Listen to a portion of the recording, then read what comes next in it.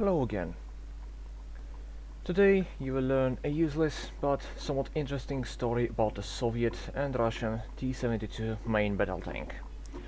The story would start in the beginning of the 1960s when the Soviet military decided that T-55 and T-62, despite being well armed and armored by the time, were not going to cut the slack anymore. So they called for a replacement.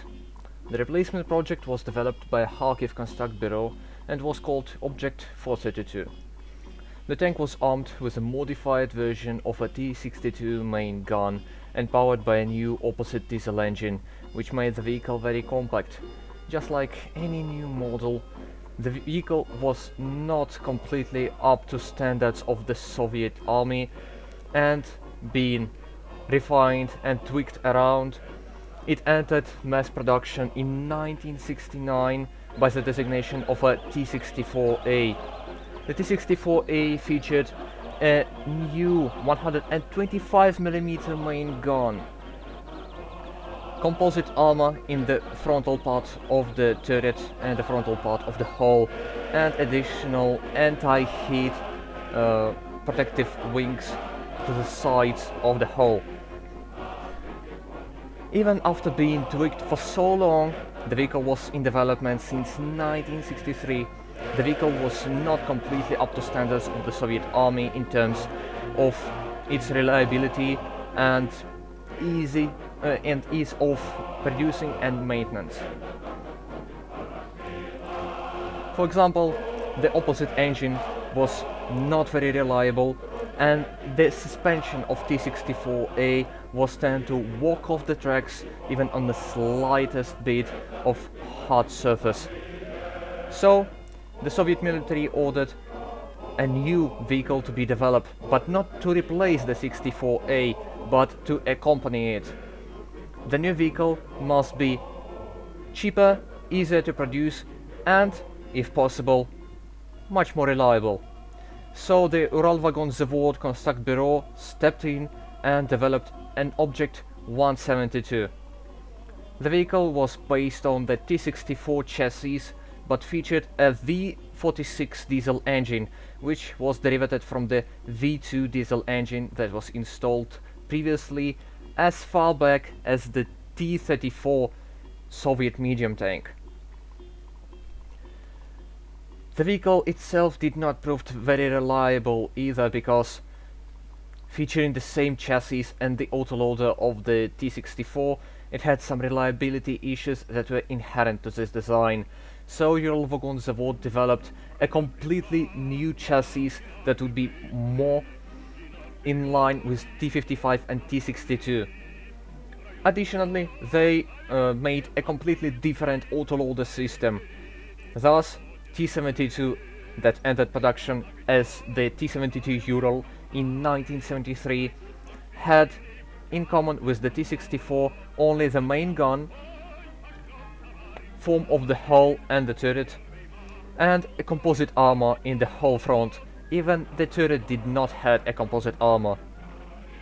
This vehicle was cheap, reliable, but it was not up to standards in terms of armor protection, so the T-72A entered production in 1975, featuring a new turret with a composite armor in the front and a new, more powerful V46-2 diesel engine. It also had a smoke dischargers, NBC protection, and a new night vision sights installed. This vehicle became the backbone of the Soviet tank armies until the next generation of tanks got into production. I need to mention one important thing. T-72A, despite being more cheaper and easier to produce than T-64, still was a high-tech vehicle comparing to the MBTs of the time, for example a Leopard 1 or M60. It was able to sustain heavy fire from these vehicles, even being shot by the APFS DS or heat rounds at a distance of 400 meters and not being penetrated. Nevertheless, anti-tank assets evolutionized very quickly. ATGMs saw their extensive use, and in 1982, when the Soviet Union sent his T-72 export version, T-72M, into Syria, these tanks did not prove very armor protected, so a new version, T-72B, entered production in 1984, featuring a new composite armor in the turret and in the hull, and in 1985 T-72B was outfitted with a Contact 1 explosive reactive armor kits. Except of explosive armor and new smoke discharges, T-72B received a new fire control system that featured a new ATGM capable 2A46M main gun. In 1989 the vehicle saw its final Soviet-produced upgrade package called T-72B circa 1989. This vehicle was outfitted with the Contact 5 explosive reactive armor kit that was already installed on T-80U main battle tank, thus bringing T-72B circa 1989 on par with T-80U in terms of armor protection. Also, in Soviet Union in 1986, Uralvagonzavod Construct Bureau developed a new upgrade package called T-72BU. This upgrade package was meant to be installed on the high-ranking T-72B variants. It featured a new Contact 5 explosive reactive armor layout, new turret, new fire control system, as well as active protection system called Shtora 1 or TESH-U1. This active protection system was capable of defending the vehicle from any kind of second generation ATGM incoming from the frontal part of the vehicle. This upgrade package was not produced as a part of a T-72 program. After the Soviet Union devastation in 1991, new independent Russia was created. President Yeltsin of Russian Federation decided that T-72BU to be called T-90 and being produced as a part of a PIA program. This tank should be a new tank of a new independent Russia. As it would seem reasonable, this tank was cut short in production after 120 tanks were produced. After all, in 1990s, Russian Federation went through a very heavy struggle, not only in economical part but also in politics. Russian Federation to be a new ally of NATO and USA did not needed a lot of tanks, so T-90 was mainly produced for India, because in the end of 1990s, Indian military representatives approached Uralvagonzavod and a negotiated contract to develop and produce 124 T-90S. Thus, a new page of Uralvagonzavod's story has begun. The project of T-90S was developed and put into production, resulting in a new contract that was meant to be signed by the Uralvagonzavod and Indian Army. By this contract, Uralvagonzavod and Russian government agreed to help India to build and produce 1000 of T-90s domestically on the Indian territory. Also, Indians asked for additional supply of T-90s, resulting in total supply of 400 T-90s of different modifications in Indian service by now. This contract kickstarted a development of a new T-90A variant. This variant featured a long-forgotten wielded turret of a T-72BU, a new fire control system and a new thermal sight installed for the gunner. T-90A also features a remotely controlled 50 cal mounted on top of a commander hatch. By this moment we see T-90 family separating itself from the T-72. In the Russian army, T-90 replaced T-80 as an elite MBT.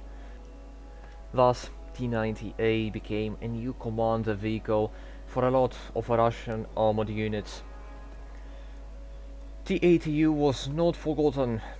It was put into a stockpile for a better time, and by the 2020 T-80U has went into a heavy modernization, as well as a T-80BV. These vehicles are upgraded to the BVM standard and put into Russian Arctic service because of some additional features of the gas turbine.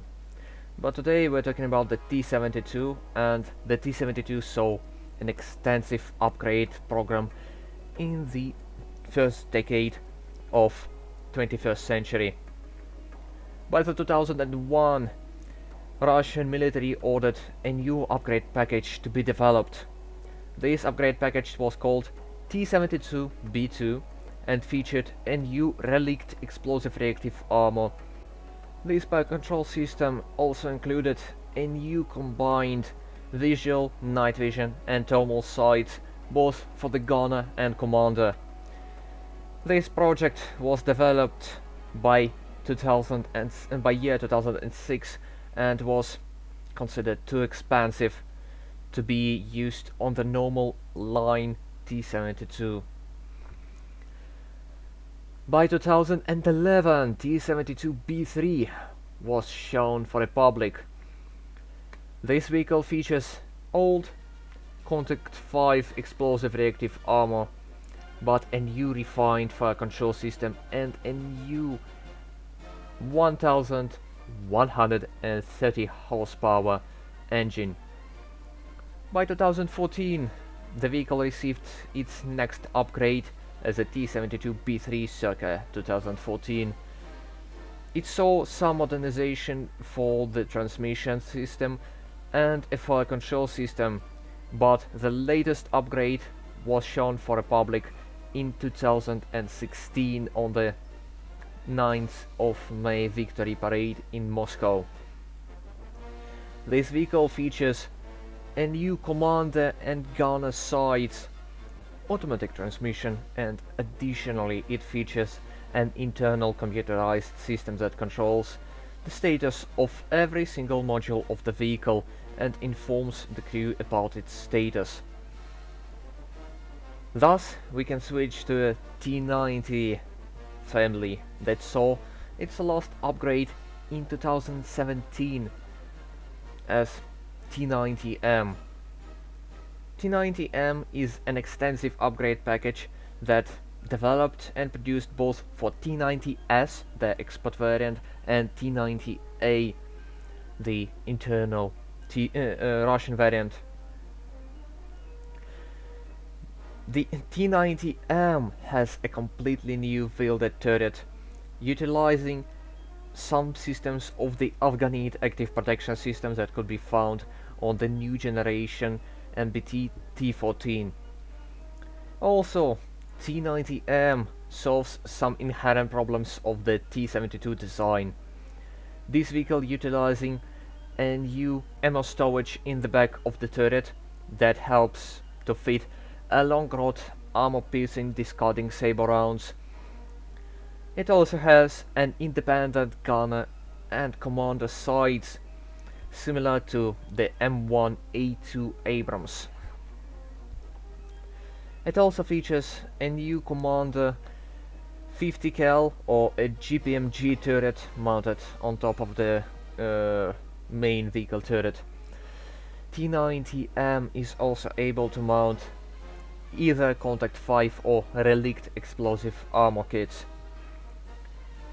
By now, it is the latest variant that has been shown to the public. This video seems to be already too long for the most of you viewers, so I will cover the combat usage of T-72 in the next video. Hope you'll be here to join it. See you next time.